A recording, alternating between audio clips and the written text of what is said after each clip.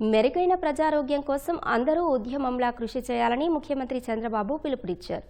సంజీవని ప్రాజెక్టును జూలై కల్లా రాష్ట్రమంతటా అమలయ్యేలా చూడాలని స్పష్టం చేశారు. ఏప్రిల్ నుంచి ఎంపీలు, ఎమ్మెల్యేలు, కలెక్టర్లు, వైద్యాధికారులు ప్రజల్లోకి వెళ్లాలని సూచించారు.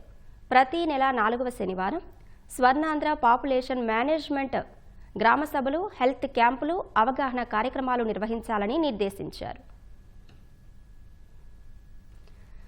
సంజీవని ప్రాజెక్టుపై ఉండవల్లి క్యాంపు కార్యాలయంలో ముఖ్యమంత్రి చంద్రబాబు సమీక్ష నిర్వహించారు. ఇప్పటికే చిత్తూరు జిల్లా కుప్పం, నారావారిపల్లెలో సమర్థవంతంగా అమలవుతోన్న సంజీవని ప్రాజెక్టును జూలైలోగా రాష్ట్రమంతటా అమలయ్యేలా చూడాలని స్పష్టం చేశారు. వచ్చే ఏడాదిలోగా రాష్ట్రంలో 56.40 లక్షల మందికి వైద్య పరీక్షలు జరపాలనే లక్ష్యాన్ని అధికారులకు సీఎం నిర్దేశించారు.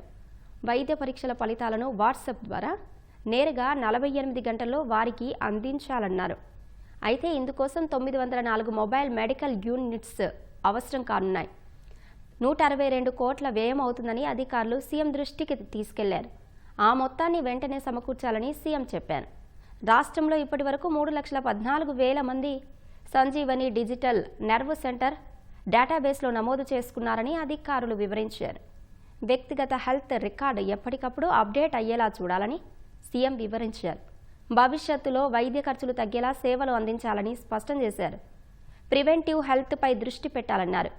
యోగా, న్యూట్రిషన్, మెడిటేషన్, ప్రాణాయామం వంటివి తప్పనిసరిగా అనుసరించడం వల్ల చాలా వరకు ఆరోగ్య సమస్యలకు పరిష్కారం లభిస్తుందని చెప్పారు.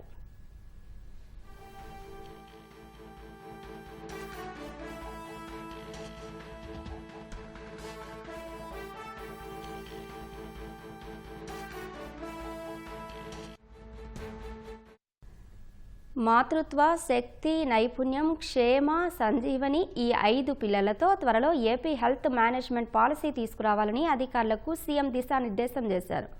ఎన్టీఆర్ వైద్య సేవా ట్రస్ట్ ద్వారా అమలు కాబోయే యూనివర్సల్ హెల్త్ పాలసీ అమలుపైన సమీక్షించారు.